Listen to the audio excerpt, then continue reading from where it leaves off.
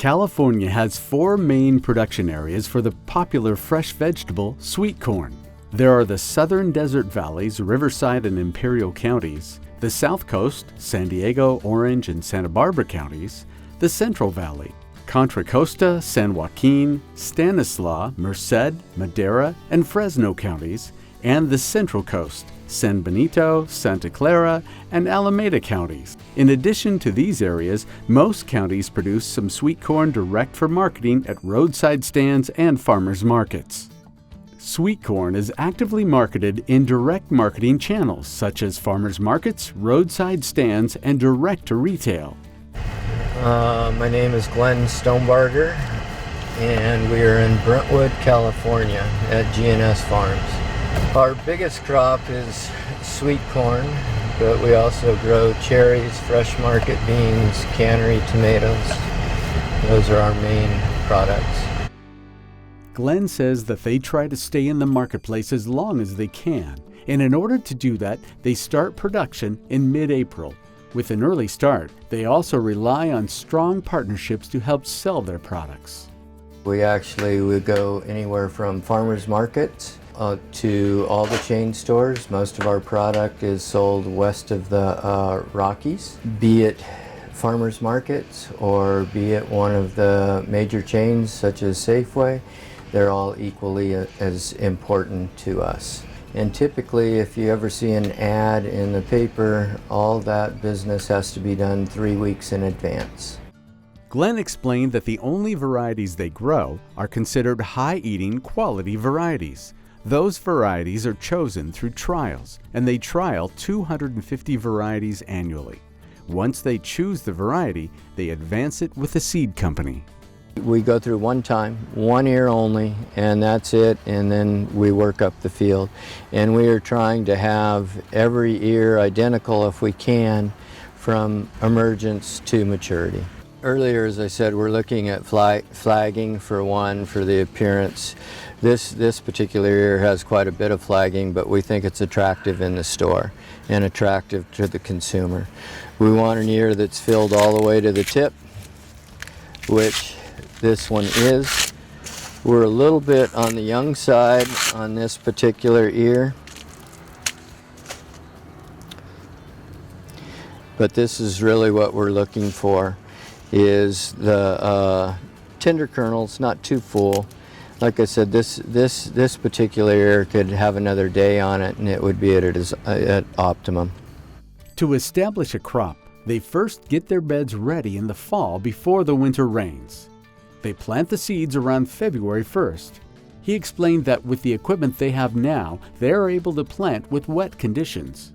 When we go in the fall to prepare the ground, we go in and rip the soil to break up any compaction there is. Then we typically follow with a disc. And after the disc, we come in and lamb plane, and then we make our beds, and then we use an incorporator to get even a finer seed bed. What we're trying to do now, and we're always trying to be on the cutting edge, we're looking at equipment now where we have less tillage.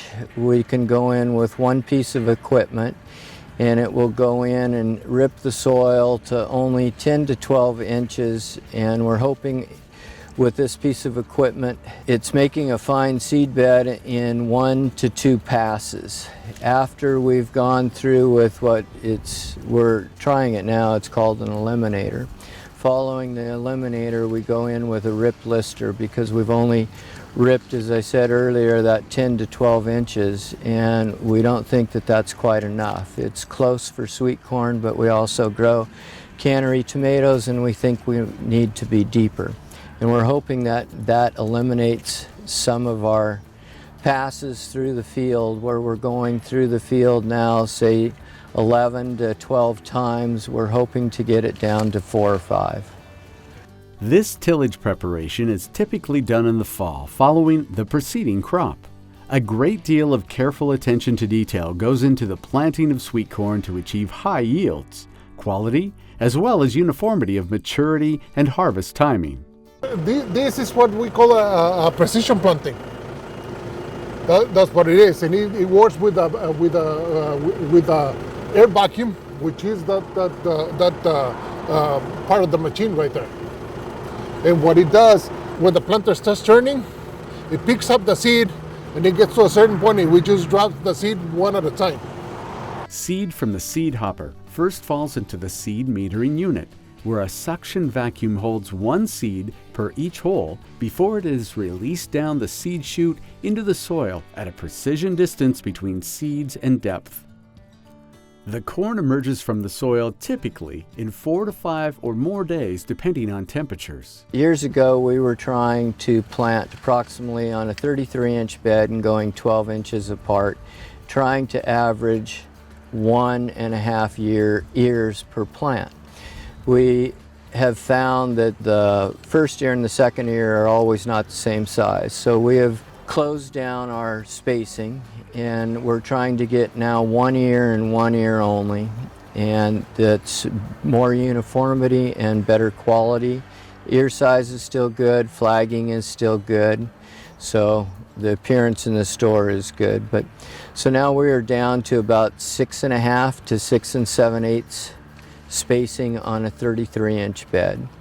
We start off with a 33-inch bed early in the season, and then later in the season we switch to a double row 66. The reason why we don't use the double row 66 early is because on the north side of the bed and the south side of the bed you have different temperatures in the bed, and so the germination is different, and the ultimate product, the timing comes off differently. Sweet corn farmers start an early season cultivation for weed control.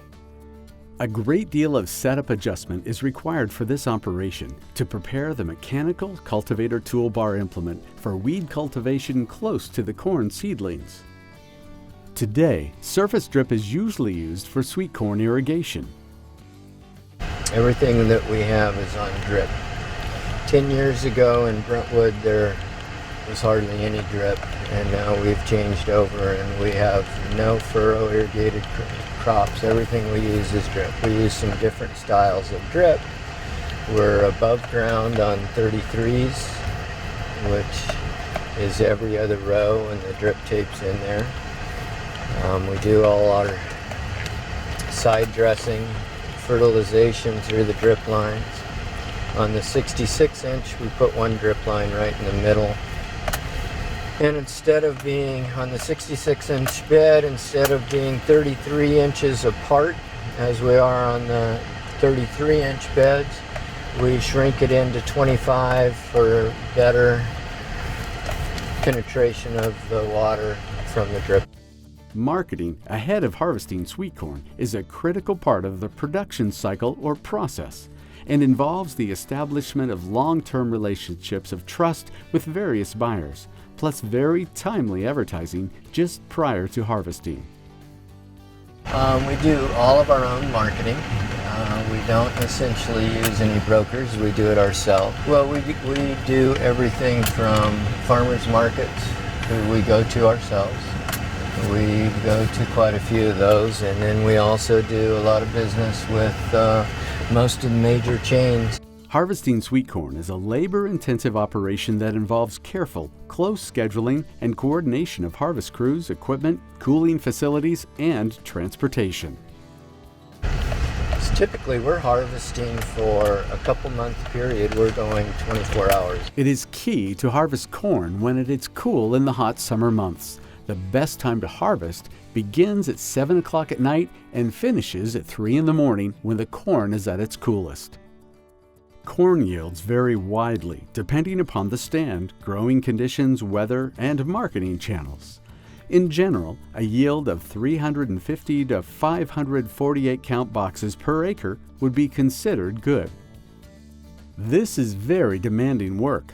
Oftentimes, corn plants are topped ahead of the harvest to get rid of the dusty pollen that may be on the tassels at the top of the plants. Each harvest worker chops off the corn ears with a machete and loads the ears onto the harvest trailer where boxes are filled in field pack operations. We have a set of eyes on the field that's looking at quality. The only thing that we should be bringing into the shed are packable ears of excellent So we come in, another set of eyes, pack it in boxes. Once it's in a box, put on a pallet. That pallet is put into the injector. The pallet is injected with a slurry of ice, put in the cooler, and it's shipped. Typically, we ship same day. We do not like to carry over. Obviously we have to, and sometimes in order to get it cool, once it's in the cooler it has to sit, especially on really hot. Like for instance on Safeway, one of the things that we try to do, their NorCal receiving station, which we do a lot of business with, is in Tracy. So it's harvested at 3 o'clock in the morning and brought into our shed, ice injected, sent out that same day, received at midnight that night, and loaded on trucks for the store. While practical experience crop production training programs are prominent at each of our 4 California universities, a school with a particularly well-known tradition is Fresno State, home of the Red Wave Bulldogs. My name is Jeremy Lewis. I'm the manager here at the Gibson Farm Market at Fresno State. So the Gibson Farm Market is part of Fresno State's 1,000-acre working farm. We have several enterprises here on campus that use student involvement and student education to help produce various products that are sold here at the market. So the Fresno State sweet corn started back in the 80s. It was again part of the 1,000-acre working farm. It was a student project that was developed with the education of the students. The corn is a very sweet variety. It began to take off with the community and has now become a community and family tradition here in Fresno. We have folks that line up on day one as early as 3:30 in the morning to get the sweet corn. And it's just, again, a family tradition, and it's a part of the community where we get everyone to come out and support Fresno State and the students.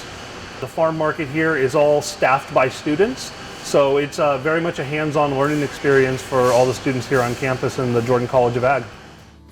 Like all agriculture products, the economics of sweet corn can vary, and there's no guarantee. On a normal year, if we could wind up making $2 a box, I would be happy. On a year that we don't do well, we usually wind up in the black, but not considerably, because the margins on sweet corn are very minimal. The $2, I would be extremely happy, and that would mean that we are making approximately 10% on our investment. I'll go back again to our investment, where we have $11.50 entirety in the product before it gets shipped. So anything that we sell below that, we would be in the red. But I think it's really important who you partner with for the sales of your product, because as I'll go back to the supply and demand, there's always going to be times when there's oversupply and everybody is going to try to beat you up. If you have a program with a really good clientele of who you're selling to, in the long run you are not going to make huge dollars, but you're always going to be successful, and you'll be in business year in, year out. This video is dedicated to Dr. Malon Heil, Professor Emeritus at Fresno State, who started the Sweet Corn Enterprise Management Program back in the 1980s, and who has had a remarkable impact on thousands of Fresno State students over the years.